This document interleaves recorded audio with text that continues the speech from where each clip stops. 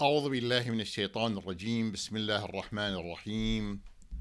الحمد لله رب العالمين، والصلاة والسلام على خير خلقه محمد وعلى آله الطيبين الطاهرين. Brothers and sisters, السلام عليكم ورحمة الله وبركاته. قال الله تبارك وتعالى في محكم كتابه المجيد: بسم الله الرحمن الرحيم: وأوفوا بالعهد إن العهد كان مسؤولا.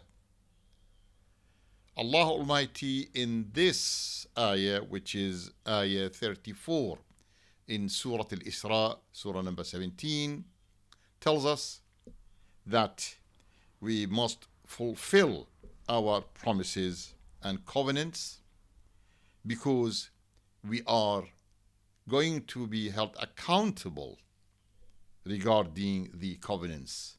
إن العهد كان مسؤولا. When you commit yourself to anything, when you sign a paper, when you agree to do something, whether in a contract or promise or anything, treaty, anything like that. So it is essential, it is a must that you respect your signature, you fulfill your promise, you remain loyal to what you took on yourself. This is applicable to individuals, to communities, to governments, to all. So this is not only a religious duty, it is not only because based upon this ayah and many other similar ayat. For example, when we read in Surah Al-Mu'minun, Surah number 23, ayah 8, Allah subhanahu wa ta'ala describes the believers, those who have faith, by many characteristics. One of them is وَالَّذِينَ هُمْ لِأَمَانَاتِهِمْ وَعَهْدِهِمْ رَاعُونَ. Those who keep their whatever is left with them in trust, they fulfill their promises and respect their covenants. This is really one of the signs, characteristics of the believers, and many other ayat. So brothers and sisters, here we see some people not taking this matter seriously. So they promise and don't bother by breaking and ignoring that promise. They commit yourselves. They commit themselves in any agreement, in any contract, including when there is a marriage contract. Allah subhanahu wa ta'ala orders to treat the other spouse well. But unfortunately, when it comes to practice, they ignore that, and as if nothing like that has been recommended or is commanded to do. Here we refer to another phrase from Imam Ali alayhi salam when he explains the necessity of fulfilling the covenants. He says that promises and covenants are like chains round people's necks. So this means that it is your duty and you are really asked to abide by whatever you committed yourself to. It is for all, no concession is there granted regarding this issue. So no excuse to say that, oh, I do only this with those who are not sharing with me the same faith, the same race, the same culture. No, this is not acceptable. It is universal. So no concession about this, as Imam Baqir alayhi salam explains that in another hadith. So here we see that many problems happened during the life of the Prophet sallallahu alaihi wasallam in the early days of Islam. People who pretended to accept something, but they broke it. The Prophet sallallahu alaihi wasallam, when took some of the Muslims from Medina to Mecca in order to perform Umrah, when they reached a place called Hudaybiyah, Abu Sufyan, father of Muawiyah, came to stop the Prophet from going ahead.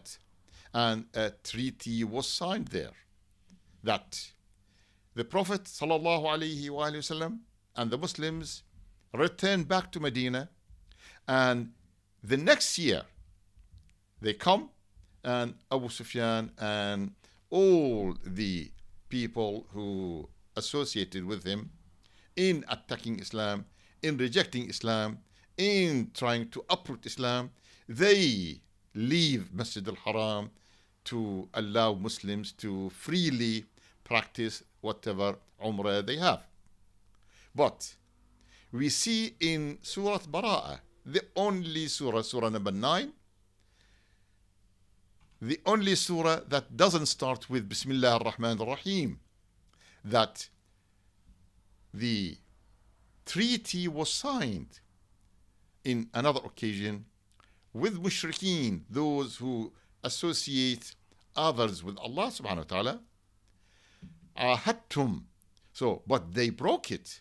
So if they broke it, Allah subhanahu wa ta'ala clearly says that now, because you broke your whatever covenant and treaty, we don't have to respect it.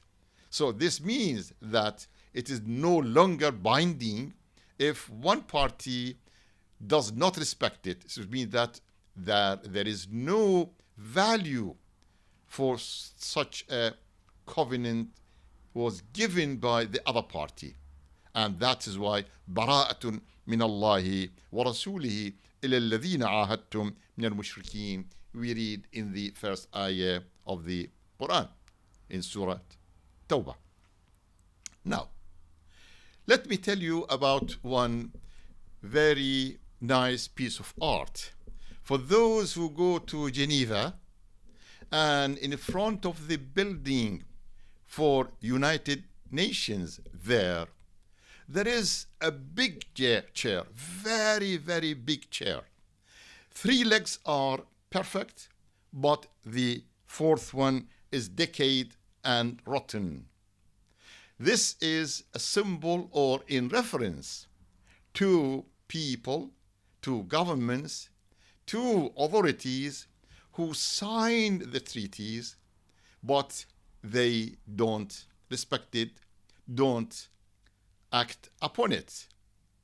For example, the Universal Declaration of Human Rights, there are many principles there: not to commit genocide, not to attack hospitals when there is dispute or war, not to cause any damage to the civilians who are not part of the whatever fight there. So they sign it. All those countries who signed such treaty or took upon themselves to sign and agree with this universal, so-called Universal Declaration of Human Rights, but they break it. So this chair refers to one of the important essential parts of a chair. So when one leg is not there, it is broken or it is decayed, you can't settle there. And in this way, we see what happened a few days ago in the hospital of Ma'madani in Gaza, where the civilians, when the people, the innocent people, are receiving their treatment there, they were attacked, they were brutally attacked, and in a way that it is inhumane.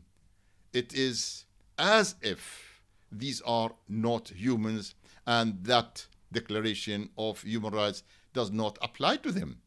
So breaking the promises, ignoring the commitments and covenants, turns the whole society, the whole universe, the whole world in some sort of anarchy, and that has its very evil consequences.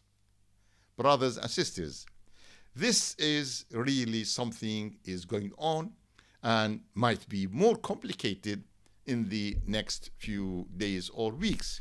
So we have to be all clear about this. The plan for killing and demolishing and doing everything to people to make them away from their lands and attack them, this leads to consequences which really are causing damage to the whole humanity and to the future of humans here. So, if we respect our promises, stick to our covenants, and fulfill our duties whenever it is required. If a father does that regarding his family, his wife and children, if the spouses do that towards other, if the neighbors respect that, and when you go to a wider aspect, see that every organization or every part of the community or the world, these are really to be awakened, and people to raise their voice to clearly condemn such a thing. But unfortunately, we see that it is not given the right attention at all. Yes, they try, the politicians, they try to justify any wrongdoing by whatever propaganda they make. And that is really causing the people who are attacked, those who are humiliated, those who are mistreated, to take revenge, to do something. Any action, of course, entails another action. So this means that in order to avoid all the disadvantages of dispute and the war, we have to respect our commitments, our covenants, and respect our signatures for those treaties that we have signed. And this is what we need. We need to the media and all the politicians to correct their whatever actions, to be more logical and act in a reasonable way.